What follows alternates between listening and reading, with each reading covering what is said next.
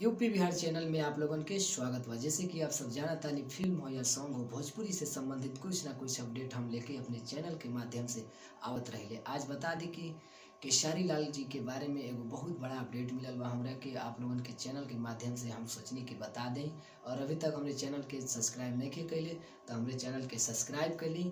UP Bihar, जी हाँ UP Bihar, Bhojpuri से संबंधित कोनो ना कोनो वीडियो हम लेके डेली बाय डेली आप लोगन के पास आवत रहिले।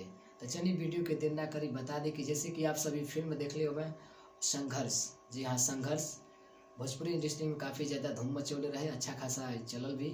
और आप लोगन के बता दें वर्ल्ड वाइड रिकॉर्ड भोजपुरी के मालिक जौन बाने फिर से संघर्ष 2 के तैयारी कर ले बाने।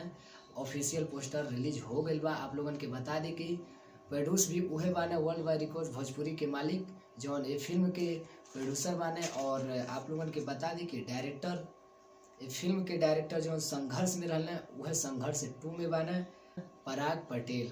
जी हाँ, पराग पटेल। और ये फिल्म के कहानी लिखले बने रत्नाकर कुमार। जी हाँ, रत्नाकर कुमार। तो आप लोग बताइए हमारी अपडेट कैसे लगल, और जैसे ही अगर बारे में हमरा के पता चली ये फिल्म की शूटिंग कब जारी हुई और कब स्टार्ट हुई तो अपने चैनल के माध्यम से ज़रूर हम बताइए। तब तक के लिए हमारे चैनल के सब्सक्राइब कर ली। यूपी बिहार जौन भी हम खबर दे ले आप लोगन के पक्का दे ले।